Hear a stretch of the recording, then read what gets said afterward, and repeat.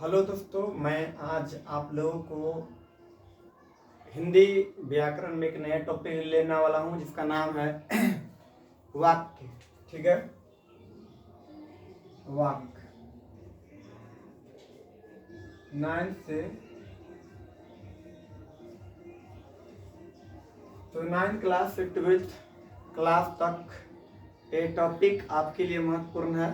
ठीक है, वाक्य। तो हम वाक्य को पढ़ने से पहले मैं आप लोगों से लोगों को एक कुछ सवाल देना चाहता हूँ। आप उसको कमेंट के जरिए इसको बताएं कि पहले कि वाक्य कहते किसको है, शब्द क्या होता है, पद क्या होता है, उद्देश्य क्या होता है, विधेय क्या होता है, वाक्य को कितने भागों में बांटा गया है और उनके नाम बताना है। ठीक है, हम आपके सामने एक सवाल दे रहे हैं। राम पढ़ता है यह, और राम और श्याम पढ़ता है। राम पढ़ता है लेकिन श्याम पढ़ता नहीं है। इस वाक्य को अलग अलग कौन कौन से वाक्य के अंतर्गत आएगा, इसको कमेंट में आप दें।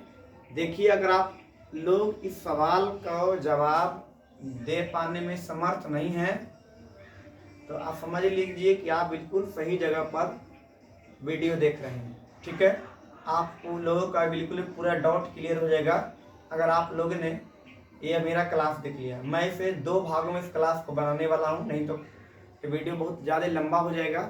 ठीक है, मैं 2 पार्ट्स में कर दूंगा।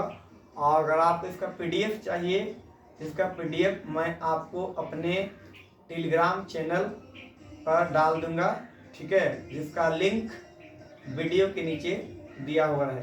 ठीक है, मैं स्टार्ट करता हूँ, लेट्स गो। चलिए, तो यहाँ पर हमारे सामने टॉपिक का नाम है वाक्य, सेंटेंस। वाक्य क्या होता है? तो वाक्य होता क्या है? तो वाक्य हम उसे कहते हैं कि जब कोई वाक्य बनता कैसे। हमारे सामने है एक शब्द है राम और एक शब्द है। ठीक है, एक शब्द है मेरा, एक शब्द है भाई। तो भाई, राम, मेरा और है को अगर अलग अलग लिखते हैं तो इससे कोई मीनिंग नहीं निकलेगा। अगर इसको आप सजा करके एक लाइन में बिल्कुल रखते हैं तो इससे मीनिंग निकलेगा।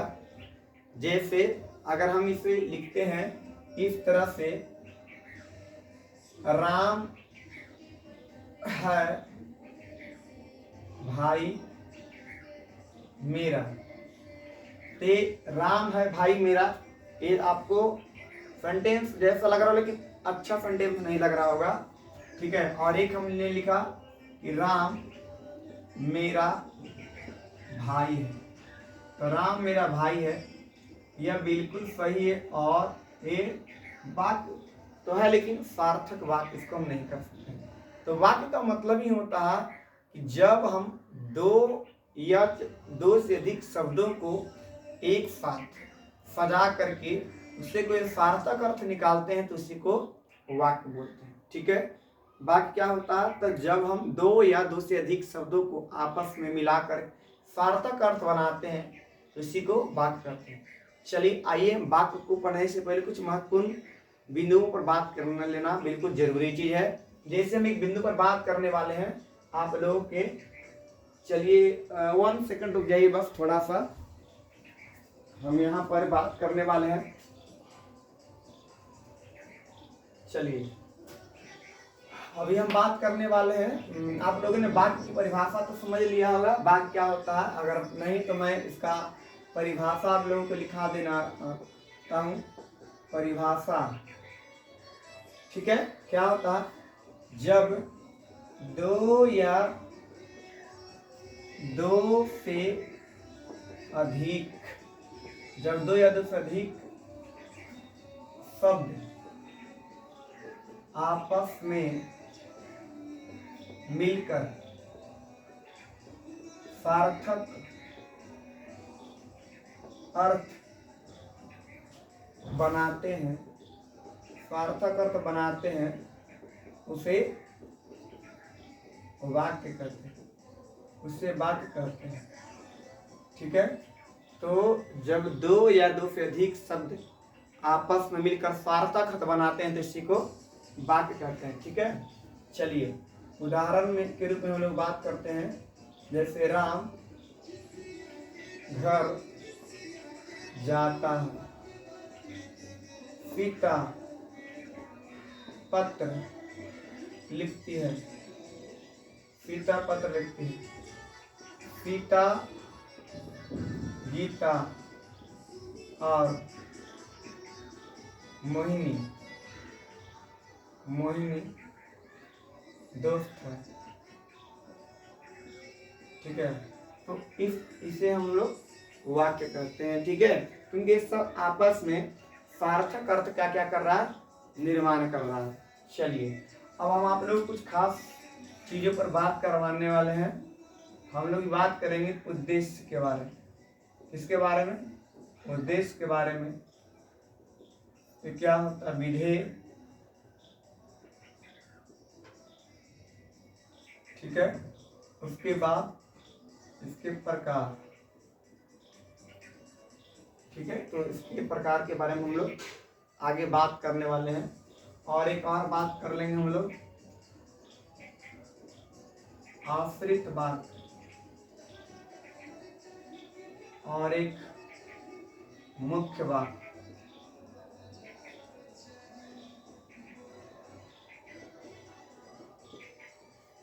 अगर आप लोगों को ये सब पता है तो आप इस वीडियो को छोड़ सकते हैं, लेकिन आप लोगों को लगता है कि हमें इन शब्दों के बारे में अर्थ नहीं पता है, क्या होते हैं, और इस वाक्य को पहचानना चाहते हैं, इस पर पकड़ बनाना चाहते हैं। अगर आपने इस पूरा वीडियो को देख लिया, वाक्य से एक भी सवाल बाहर इससे नहीं जाएगा। ठीक है, मुझ पर विश्वास कीजिए, एक बार एक एक चीज समझ में आ जाएगी। चलिए अब हम आगे आते हैं, बताते हैं। सबसे पहला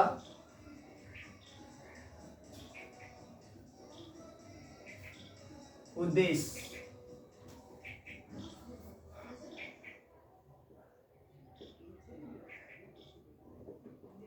उद्देश्य क्या होता है? ठीक है, तो हम लोग उद्देश्य किसे कहते हैं? उद्देश्य का मतलब होता है कि जिसके बारे में कोई बात हम करते हैं, जिसके बारे में कोई बात करते हैं उसी को उद्देश्य कहते हैं। ठीक है, जैसे राम किताब पढ़ता है तो यहाँ पर उद्देश्य कौन हो जाएगा? राम। क्यों होगा राम? क्योंकि राम यहाँ किसी क्रिया को पूरा कर रहा है। राम क्या कर रहा है? क्रिया को पूरा कर रहा है, उसी को उद्देश्य कहते हैं। अगर किसी वाक्य में एक या एक से किसी वाक्य में एक या एक से अधिक उद्देश्य हो सकते हैं। जैसे सीता गीता और रानी पुस्तक पढ़ती है, यहाँ पर सीता गीता रानी, इसमें तीन उद्देश्य होंगे। उद्देश्य एक भी हो सकता है, एक से अधिक भी उद्देश्य हो सकता है। ठीक है, उद्देश्य का मतलब ही होता है जो क्रिया को कर रहा है, जो क्रिया को कर रहा है उसी को उद्देश्य कहते हैं। जो क्रिया को कर रहा है उसी को उद्देश्य कहते हैं।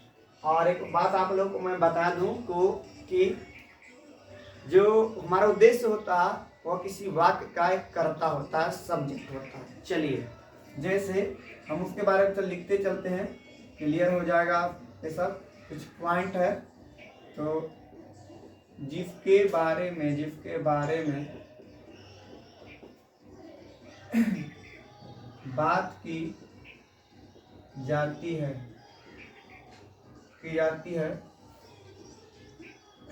एक तो ये है, एक और मतलब है जो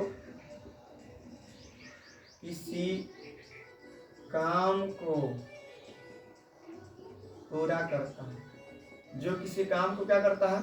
पूरा करता है, उसे भी हम लोग वाक्य कहते हैं। ठीक है, और एक और बात, वाक्य का कर्ता ही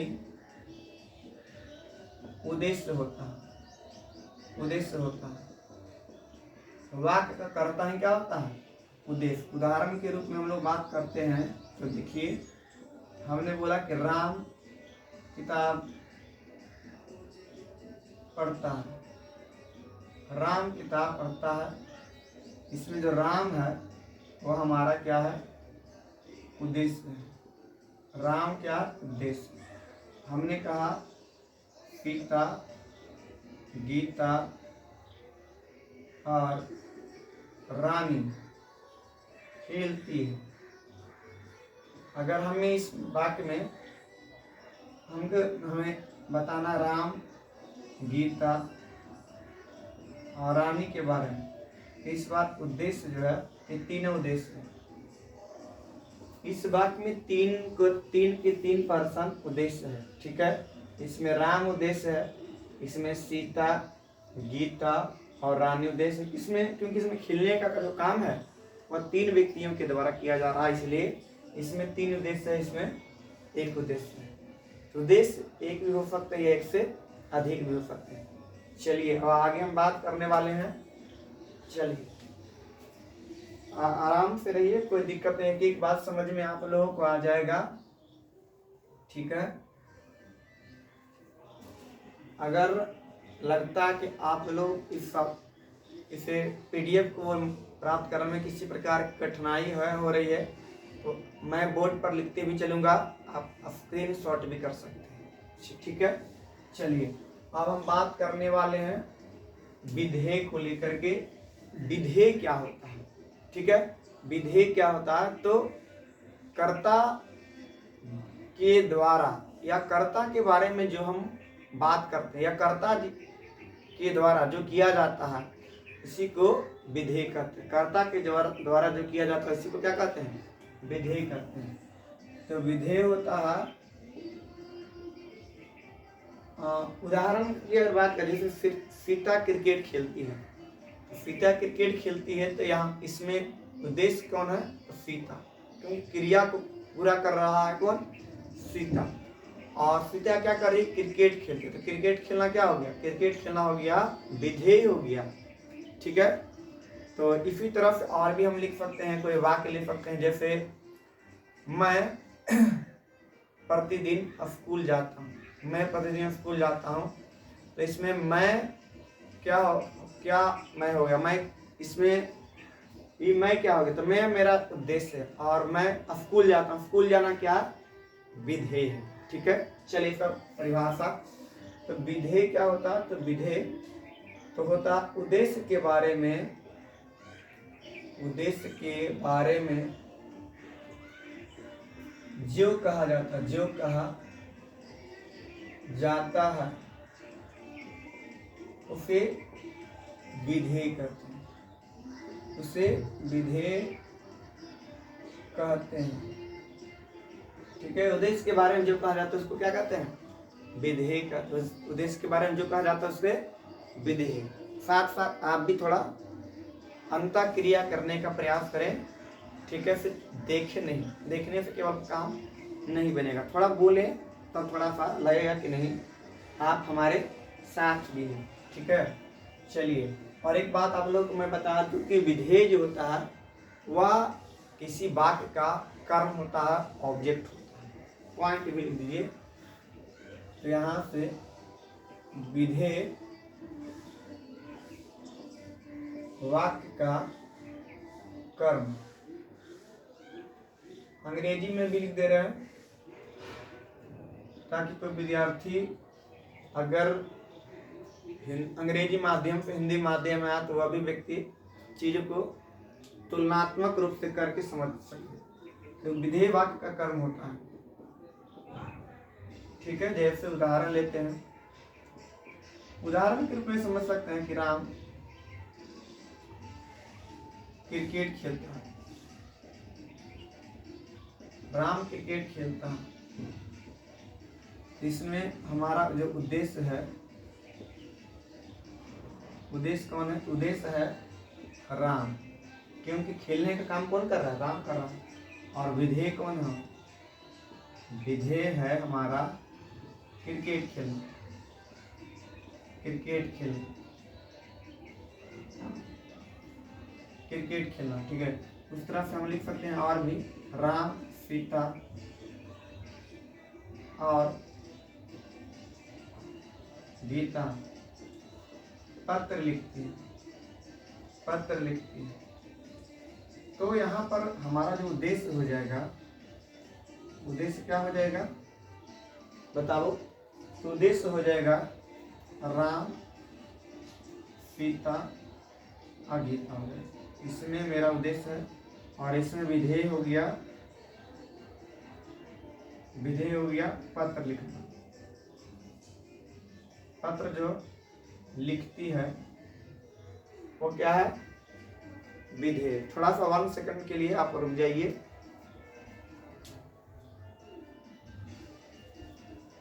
चलिए ठीक है, बस मैं देखना चाह रहा था कि वीडियो रुका हुआ तो नहीं है, थोड़ा कुछ मैं पहली बार इस पर प्रयास कर रहा हूँ, इसलिए थोड़ा सा मैं देखने गया था। चलिए वीडियो सही कर रहा हूँ। तो विधेय पत्र लिख, सॉरी विधेय, इसमें क्या पत्र लिखती है? उद्देश्य राम सीता गीता। तो मेरे ख्याल से आप लोगों को उद्देश्य और विधेय साफ हो चुका होगा, इसमें किसी प्रकार को कोई कठिनाई नहीं है। ठीक है, चलिए अब इसको हम इसको मिटाते हैं।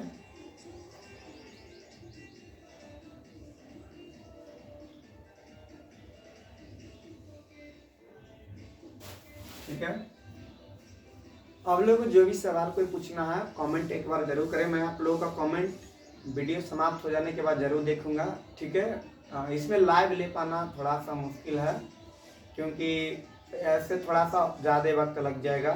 ठीक है, आपका मेरे साथ, लेकिन फिर भी मैं कोशिश करूँगा कि आप लोगों की जो भी समस्या है, आप लोगों की जो भी प्रश्न है, मैं इसको ज़्यादा प्राथमिकता दूँ। ठीक है, तो अब हम बात करने वाले हैं वाक्य के प्रकार के बारे में। ठीक है, तो हम लोग वाक्य को 2 भागों में बांटते हैं। एक है रचना के आधार पर, दूसरा है एक है रचना के आधार पर, दूसरा अर्थ के आधार।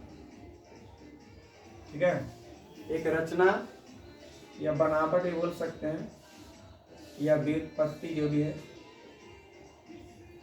तो पहला है रचना, बनावट या व्युत्पत्ति के आधार पर, दूसरा है अर्थ के आधार। रचना के आधार पर हम लोग इसको 3 भाग में बांटते हैं। ठीक है, तो इसका जो सबसे पहला जो नाम है, पहला बोलते हैं सरल वाक्य, दूसरा नाम है मिश्र वाक्य, तीसरा नाम है संयुक्त वाक्य। और सरल वाक्य, मिश्र वाक्य, संयुक्त वाक्य, कई परीक्षाओं में यह पूछा भी गया है कि रचना के आधार पर वाक्य के कितने भेद हैं? 3 भेद हैं, सरल वाक्य, मिश्र वाक्य, संयुक्त वाक्य। ठीक है, ध्यान दीजिए। और अर्थ के आधार पर इसको हम लोग बांटते हैं 8 प्रकार। अर्थ के आधार पर कितने होते हैं? 8 प्रकार के। हम आप लोग का नाम बता रहे हैं, क ख, चलिए अंगा, छ, छ।